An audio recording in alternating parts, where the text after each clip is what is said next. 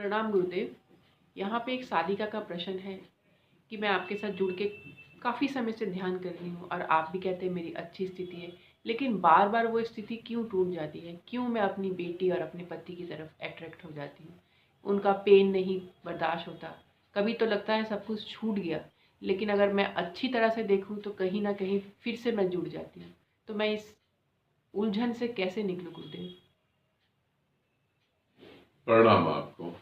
प्रणाम आप सभी को। ध्यान करते करते समय हो गया है और स्थिति बिल्कुल ठीक है। कई बार ऐसा लगता है परमात्मा घटित हो रहा है, मगर कई बार अपने पति की, अपनी बेटी की, अपने बच्चों की चिंता हो जाती है।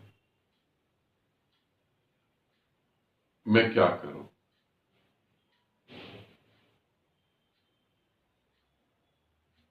पति की और अपने परिवार की चिंता करो, और क्या कर सकते हो? इसके अलावा तो कोई उपाय नहीं है।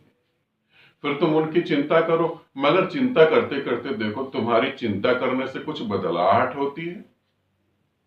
क्या तुम पति की चिंता करती हो, पति वो काम छोड़ देता है जिसकी वजह से तुम चिंता कर रही हो? क्या बच्चे वो काम छोड़ देते हैं जिसकी वजह से तुम चिंता नहीं करो? दोबारा तुम्हारे जीवन में चिंता करने की बात नहीं आए। और तुम मर जाओगी तो फिर इनकी चिंता कौन करेगा? ये तुम्हारे साथ चिता में जल जाएंगे। तुम मर जाओगे तो तुम्हारी साथ जो है, इनकी चिंता कौन करेगा? क्या ये तुम्हारे साथ कब्र में दफन हो जाएंगे? ये कहां जाएंगे? अब इन विचारों की चिंता करेगा कौन? ये तो मर गए, जीते जी मर जाएंगे बेचारे। फिर तुम क्या करोगी? मौत को क्या कहोगी? मौत जब सामने खड़ी होगी तो उसे क्या कहोगी कि मैं इनकी चिंता करने के लिए जिंदा रहना चाहती हूं?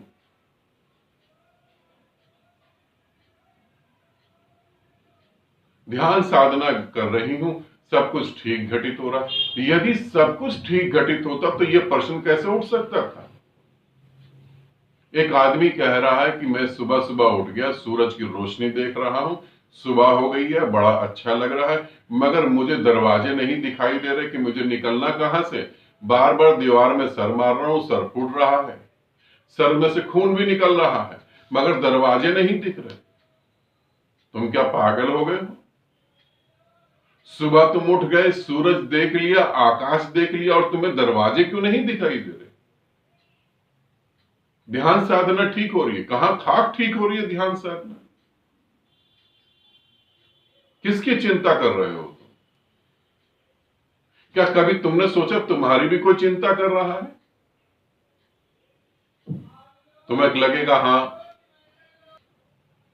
तुम इस बात को समझने की कोशिश करो कि तुम्हारी चिंता कौन कर रहा है। और तुम्हें लगेगा, जब तुम मेरी बात सुन के देखोगे, तुम्हें लगेगा अरे पति भी चिंता कर रहा है, बच्चे भी चिंता कर रहे हैं, बीमार पड़ जाते हो दवाई दिलाते हैं।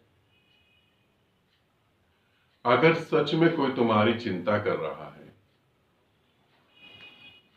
तो तुम्हारे जीवन में परमात्मा घटित हो जाना चाहिए था। फिर अलग से साधना करने की जरूरत कहां? अलग से साधना करने की जरूरत पड़ी क्यों तुमको? क्योंकि तुमने ये देखा कि यहां मैं पूर्ण नहीं हो पा रही, मैं अधूरी हूं। पति होने के बाद भी, बच्चा होने के बाद भी मैं अधूरी हूं। मैं वो नहीं जी पा रही जो जीने के लिए मैं पैदा हुई थी।